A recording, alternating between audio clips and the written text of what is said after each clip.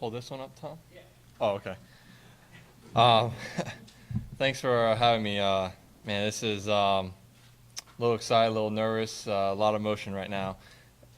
First off, I just want to say it's great to be back here in New Orleans. I love this city, I really do. The city, the tournament, the fans, the food, there's nothing else like it in my mind out on the PGA Tour. I got asked a question, with Masters coming up and being my first time being at the Masters, you'd ask questions about what it's going to feel like, this and that. I don't know what my emotions are going to feel like for the Masters. I'm sure when I get there, I'll have all the emotions come rushing to me. And I honestly meant it when I said that I'm more excited to come back here and defend as a defending champion than I am to go to the Masters for the first time. Winning on the PGA Tour is really tough. My buddy Matt Every's been so close the last couple of weeks. And I'm not sure if you guys saw his interview was pretty emotional. And like you said, you just never know when it's going to be your time out here. And so to be a defending champion and come back to a tournament that you love so much, and have such great friends here, it's something I've been looking forward to for over a year now. So I'm looking forward to being back here at the end of April and defending champion, having a lot of fan support, and hopefully I can defend my title proudly and hopefully hold it up in better weather than last year. So feel free to ask any questions. I'll answer anything. Great win last year, tying the course record with 64. That's fantastic. We know what Jason Duffner did here when he won here. He went on to win the PGA. He left the Zurich and really nearly won the U.S. Open. Being a first-time winner going into a major, how did it change your outlook on playing a major championship? I think winning here was huge. Obviously, it gave me the confidence that I knew I could win on a big stage, and U.S. Open being one of those biggest stages that we have in golf. But it just gave me that confidence that I knew what you need to do to win golf tournaments. You need to make those key putts. You need to keep the momentum going, whether it's making a birdie or saving a par. You need to make those key putts when time's called for. And, I did that last year. I bogeyed 15. I went to 16. I had a 6-foot birdie putt, I think, to take a one-shot lead again with 2 left to play, and I made it. And then I had a chance on 18 to secure my victory, and I made that putt. And unfortunately, I didn't make those putts at the U.S. Open.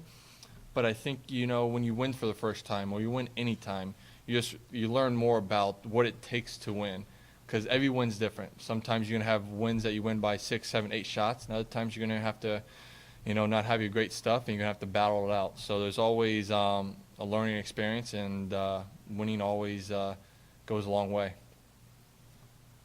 What do you like most about this course? How are you choosing the course? I think last year was my my third appearance here. I love Pete Dye golf courses. I don't know why that is. I know some guys aren't a big fan of them, but I can remember back to my junior days playing some AJGA events and a couple college events that we played Pete Dye courses. I think I've always played well on them. He gives you this intimidation off the tee or intimidation into greens that the room may not be a big landing area in the fairway or on the green, but there's more room up there than what it looks like. So I think he plays a mental game with you, and for some reason I just seem to handle that a little bit better than other people. You just had a nice ride up and you got things and in reference to Ping, have you been with them all along or your whole career? Yeah, since I've turned pro, I've been with Ping, and then since my freshman year of college at the University of Florida, I've been a Ping player. So Ping's a great company. They're not a big company, like you would say, like a Titleist or Nike or TaylorMade Adidas. They're a mom and pop company. They do very well for themselves, and I think everyone in that company is such great people.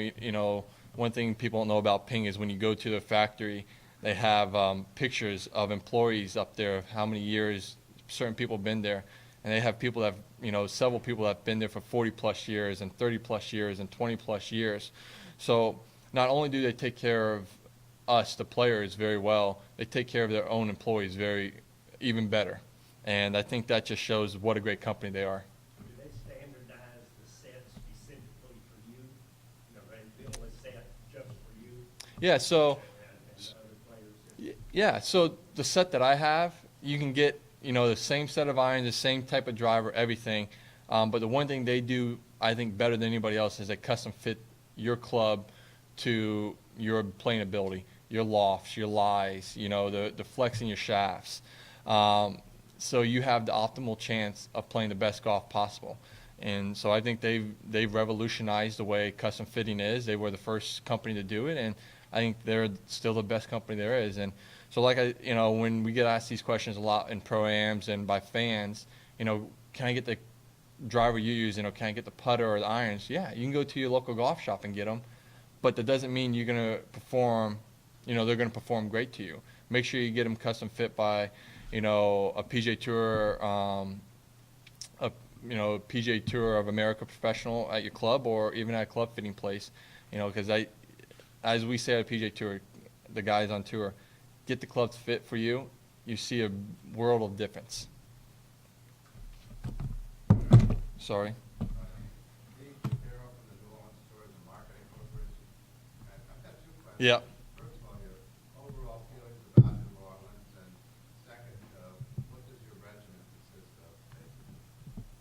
Give me 1 second here there we go. I love New Orleans. As I said, I may have said this in my, an interview last year. First time I came to New Orleans was actually for my bachelor party in 2010. I had a lot of my friends and a lot of my dad's friends come, and we wanted to go to a place where we could play some golf, we could have some good food, have a few drinks, and gamble a little bit. So it's a great town to come to, and ever since then I fell in love with the city. The people are just so nice here. You have so many different cultures, so many different foods that you can taste, and I've just had a blast every time I come here. I come here and I feel like it's home almost. I mean, I'm not from Louisiana. I have no family from this area or New Orleans, but you just get here and everyone's just so warming and welcoming, and they want to do whatever they can to make sure you have a great time. And your second part of the question, my bad. Your regiment, the night before your... What I do before rounds of golf? Oh, I sort of have this, like I said, this is going to be my 4th year, and ever since my second year here, I sort of have a little deal. I start early in the week. I come in on a Monday night. I have dinner with some good friends, the Capella brothers, Desi Vega, a couple other guys. We have dinner in one of the steakhouses at the Harris. Tuesday night, I do the Pro-Am Draw Party, just a great event to hang out with guys, with all the amateurs participating. What do we do Wednesday night? Wednesday night, Acme's on Thursday. I can't remember what Thursday is. Friday, I know we go to like Mr. John's or Desi Vega Steakhouse, and then Saturday we go to Impostades. So it's just a great little, deal that I have great food, have great friends and family with us, and we just have a great night. So that's my regimen. I just like to have nights where you can get away from the golf course, have fun, take your mind off, what good or bad could happen out on the golf course, and just have a good time.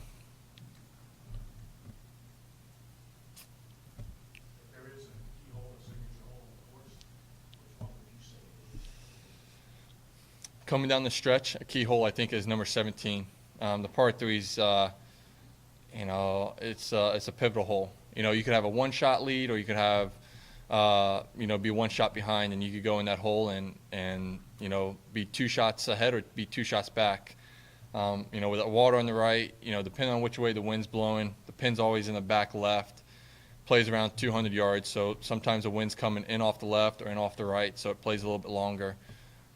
But it's just a pivotal hole. It's a good par 3. And I think anytime you can make a par, you're going to be gaining shots in the field. So I think that's a pivotal hole coming down the stretch, if you're near the lead or around the lead. So any predictions? I know you made a prediction last year. Oh yeah, I did predict that after I got through Q school at the end of 2012, I was going to win. Have I made any other outlandish predictions about myself this year? Not to the public, no. I did. Yeah, I did.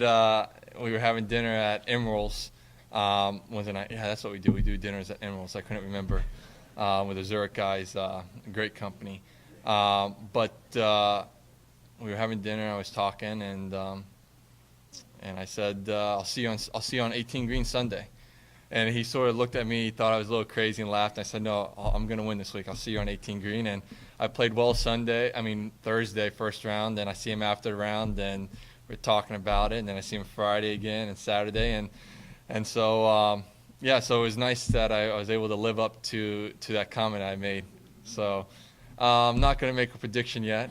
We'll see what it feels like tournament week. But like I said, I would really love to defend my title here. There's not many guys that have been back-to-back winners on anything on the PGA Tour. And I'm not sure how many times it's been done here at the Zurich Classic or the New Orleans event. Tom Watson's the only one. So obviously I'd be joining, Carlos Franco. So there's two very different guys right there. So that's wouldn't mind joining that group. So. I was looking at your video. I'm going to have to say you probably have the best fist pump on the PGA Tour. Yeah, I can. Obviously, there was a lot of emotion there, and I can give a good fist pump. I did the double. Everyone likes watching Tiger. Obviously, Tiger was a good someone I looked up to growing up, and I would have loved to know that putt was going to go in, and did his little walk and that deal. But that's his, and I did my own little thing. I did my own little double fist pump. I was really excited about it. There was a lot of emotion going through from finally winning to finally accomplishing a dream. And also it meant a lot that I was going to be in a position that I could take care of my parents a little bit better and my family. They've given a lot to me to be in a place that, or done a lot for me to be where I am now. And I can't thank them enough. And so, financially now I'm in a little better position where, my parents can come out a little bit more and I can take care of them, and my brothers same way. So the win meant a lot. Having a reputation for being, and a lot of players, high-strung, when you're on the 18th green, or playing the 18th hole, and you have to wait for 47 minutes to go back out and try to close the thing out, how did you deal with staying calm and relaxed? Actually, it was so shocking because I thought I would have been more anxious, more uptight, more nervous, whatever you want to call it. But I had this calm feeling, and maybe it's because I knew I was going to win. Maybe it's because I had this one-shot lead. I'm like, listen, I'm on the last hole. There's only one guy that can beat me, and I honestly felt like he had no chance to beat me. He hit a shot on 17 that I hit one in close and he sort of bailed out, and I'm just thinking, this actually helps me even more now because he's got to make his shot's even bigger. He's going to be going for the green. I'm laying up, so he's got to come back out after the delay and hit this pivotal shot, and he actually hit a really good one into the front bunker. But I was really calm. I had two great friends there, Chris and Marco, Matt Every. They were there, keep my mind off in the delay, and then they were there on the back of 18 greens. So, yeah, I was so calm. It was so weird because I thought I'd been more nervous, more anxious. Obviously, I've been in positions throughout my career in amateur and junior golf and this and that I've been more anxious. But that one had just sense of ease, which was so nice. And I wish I could take that every week because sometimes it's not like that for me. So. Why do you think it's been so difficult for players on the tour to win? You see a guy wins a major, and then some of the media's like, this is the next guy, this is the next Tiger Woods. And then that guy struggles, right? And what is it about? Is it just the quality of the competition that, it's so difficult, like you said, to win on a PGA Tour? I think there's several factors. I think you know, the parity we have on the PGA Tour is unbelievable. You know, from top to bottom. You know, I think we have the strongest tour, or I know we have the strongest tour in the world. So anyone can win week in and week out. You know, I think, you know, when you look at guys and you think he's going to be the next Tiger Woods, I think, you know, not saying anything bad about this, but then you get all the media attention. You get everyone asking you all about, you know, winning and, you know, your goals and this and that. So there's more that comes on your plate than you're used to. But I think, you know, when you see guys, you know, the last couple of weeks you've seen guys who've been leading falter, guys up near a lead falter, and someone comes from behind and wins. It's just so tough to win on tour, but I think it's a little bit of a mental thing too. You know, when you're in the lead, I mean, I was leading San Antonio, and, you know, it's different. You know, they're chasing you. You've got the big bullseye on your back, and everyone's coming after you, and it's just a different a mentality. And it takes, I think, a couple times of being in that position to learn how to handle it.